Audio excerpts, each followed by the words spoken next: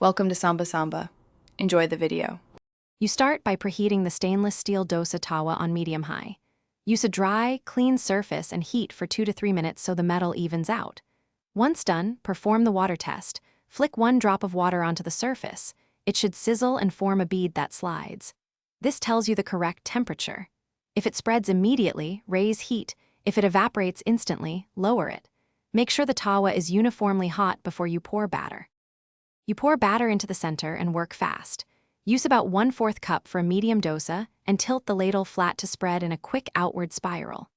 Once you have a thin, even layer, immediately drizzle 1/2 to 1 teaspoon of oil around the edges and a few drops in the center to prevent sticking and promote crisping. Once spread, resist flipping straight away. Let the edges lift and bubbles form so the surface releases cleanly from the tawa.